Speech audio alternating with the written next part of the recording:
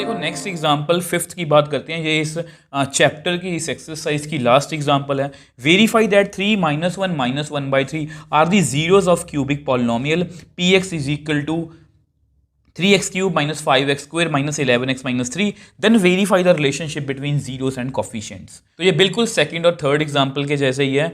वहां पर हमारे पास क्वाड्रेटिक थी, यहाँ पर हमारे पास क्यूबिक है। और हमने बेसिक्स वाली वीडियो में क्यूबिक पॉलिनोमियल्स का जो रिलेशनशिप होता है जीरोस का कोफिशिएंट के साथ, वो भी हमने डिटेल में अच्छे से पढ़ा था। तो सबसे पहले इसमें ना देखो, बेसिकली देखा जाए तो दो क्वेश्चंस हैं। ये हमें वेरीफाई करना है कि ये इसके जीरोस हैं।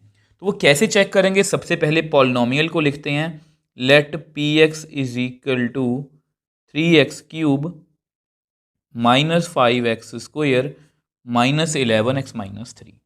तो सबसे पहले 3, ठीक है, x इज इक्वल टू 3 पर चेक करते हैं। तो सबसे पहले हमें यही बोला गया है कि x इज इक्वल टू 3 पर चेक करो। तो हमें करना कुछ नहीं है, हमें जस्ट x की जगह पर 3 फिल कर देना है। जहां पर भी x है 3, जहां पर भी x है 3, बाकी सब कुछ वैसे ही, ठीक है। तो इसको वेरीफाई करना बहुत इजी है, जस्ट कैलकुलेशन का पार्ट है। तो इसका मतलब यही है कि 3 को हमें 3 टाइम मल्टीप्लाई करना है। इसका मतलब यह है कि 3 को 2 बार मल्टीप्लाई करना है। इसको आप मल्टीप्लाई कर सकते हो, 11 3 33 -3। तो आपको पता है 3 3 9 3 27। यहाँ पर भी कितना आएगा 9। इनको आप सॉल्व करोगे तो कितना आएगा -36, ठीक है। तो यहाँ पर ये कितना आ गया 81, 45 -36। तो अगर आप 81 को लिखो, इन दोनों को -5 नंबर्स को ऐड करो तो ये आएगा 81। तो कितना आ गया 0। मतलब ये इसका क्या है, 0 है। अब नेक्स्ट की बात करते हैं। अब नेक्स्ट कौन सा है? नेक्स्ट है हमारा x इज इक्वल टू -1। तो जहां पर भी x है वहां पर हम -1 फिल कर देते हैं। जहां पर भी x है -1, जहां पर भी x है -1। तो यहां पर कितना आएगा -1 इंटू -1 इंटू -1। सेम यहां पर -1 इंटू -1। -11 को -1 से करेंगे तो आएगा +11।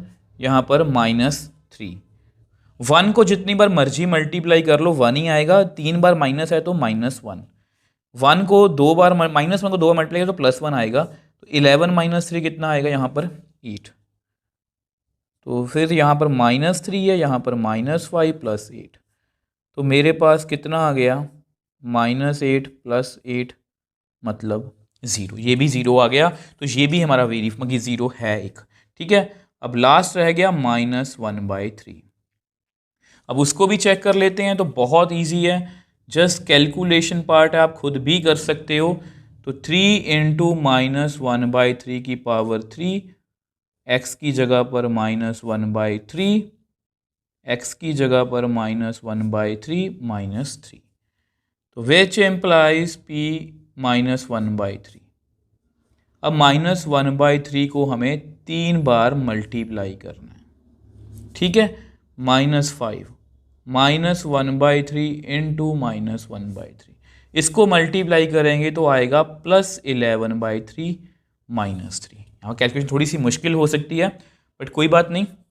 वैसे यहाँ पर मुझे लग रहा है कि ये कट हो रहा है, मैं इस पर कट कर देता हूँ, ठीक है। तो इससे हमारी कैलकुलेशन थोड़ी सी ईजी हो जाएगी। तो विच एम्प्लाइज p -1/3। अब यहाँ माइनस को जितने मर्जी मल्टीप्लाई कर लो, -1 को माइनस ही आएगा, मतलब 3 बार मल्टीप्लाई तो -1 आएगा। 3 3 9। अब इसको करोगे तो देखो -5 बाहर है, अंदर माइनस माइनस प्लस, यहाँ पर 9। अब इसको ना बाद में ही सॉल्व करेंगे सारे को, ठीक है। तो यहाँ पर कितना आ गया मेरे पास? तो यहाँ पर मेरे पास कितना आ गया -1/9 -5/9। इनको ना आप कंबाइन ही कर लो, क्योंकि अल्टीमेटली कैलकुलेशन आप जिस तरह से मर्जी कर सकते हो, इनका एलसीएम जो है वो सेम ही आएगा। तो इसको कैलकुलेट करना बहुत ईजी है, -1 -5/9। अब इसको एक बार अलग से ही रख लो, इसको मैं ज़्यादा सॉल्व नहीं कर रहा, ठीक है। इसको नेक्स्ट पेज पे हम सॉल्व कर लेते हैं। अब देखो यहाँ पर कितना आया मेरे पास -6/9 +11/3 -3। अब ये भी मैं कट कर सकता हूँ। 3 3 9, 3 2 ज़ा 6।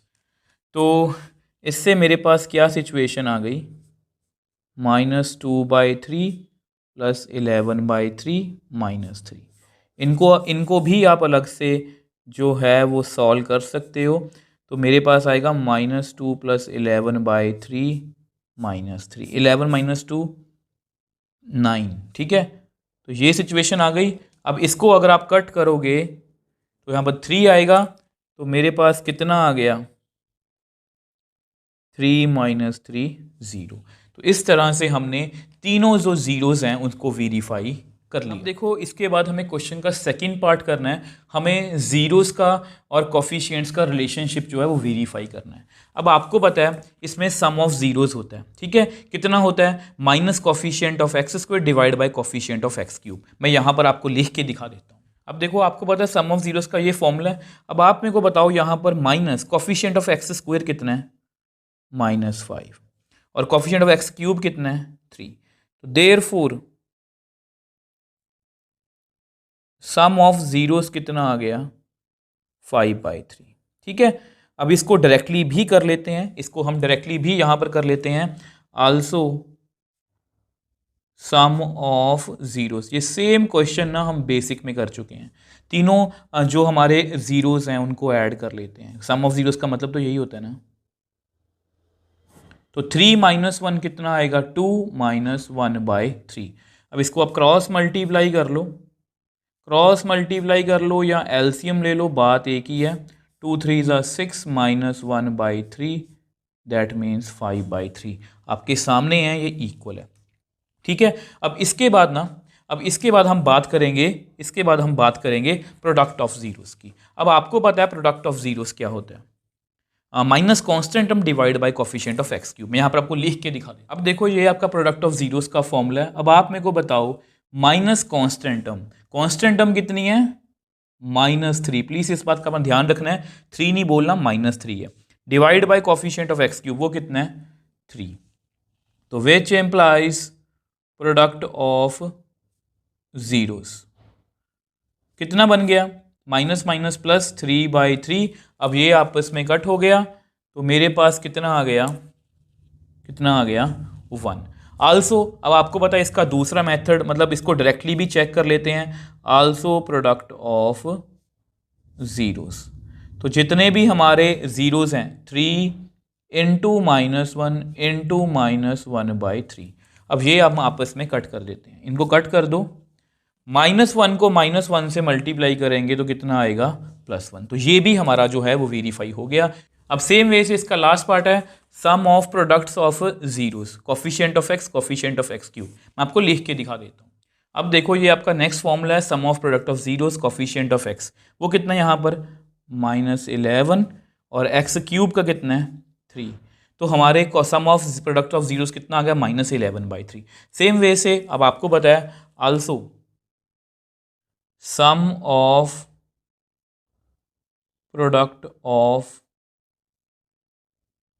ज़ीरोज़ कितना आएगा, पहले दोनों को मल्टीप्लाई कर दो, प्लस दूसरे और तीसरे को कर दो, प्लस तीसरे और पहले को कर दो। अब कुछ टर्म्स अगर कैंसिल आउट हो रही हैं तो उनको कैंसिल आउट कर देते हैं, जैसे यहाँ पर ये, ठीक है। तो हमारे पास कितना बच गया यहाँ पर, -3, ये कितना बन गया, +1/3, ठीक है। ये कितना बच गया, -1। अब -3 और -3, -1 और -3 -4 + 1/3। अब इसका आप हमेशा की तरह अगर आप एलसीएम या क्रॉस मल्टीप्लाई करोगे तो -12 + 1/3 आंसर आएगा, ठीक है। तो -12 + 1/3। तो देयरफॉर इस तरह से -12 + 1 कितना हुआ, -11/3। तो ये भी वेरीफाई हो गया। तो इस तरह से हमने इस एक्सरसाइज की सभी एग्जांपल्स को डिस्कस कर लिया और हमें कोई भी दिक्कत नहीं आई क्योंकि हमारे बेसिक्स क्लियर थे। और यही मैथ्स को सब करने का सबसे अच्छा तरीका है, बेसिक अपने क्लियर रखो। और एमसीक्यूज से आप डरते क्यों, एमसीक्यू कहाँ से आएंगे, बेसिक में से। अगर आपके बेसिक्स क्लियर हैं तो एमसीक्यू कभी भी आपको परेशान नहीं करेगा। अगर आपको फिर भी कोई डाउट है तो मुझे नीचे कमेंट बॉक्स में लिख सकते हो या मुझे इंस्टाग्राम या टेलीग्राम पर मैसेज भेज सकते हो। अगर आपको वीडियो थोड़ी सी भी हेल्पफुल लगी है तो वीडियो को लाइक कीजिए, शेयर कीजिए और चैनल को सपोर्ट कीजिए।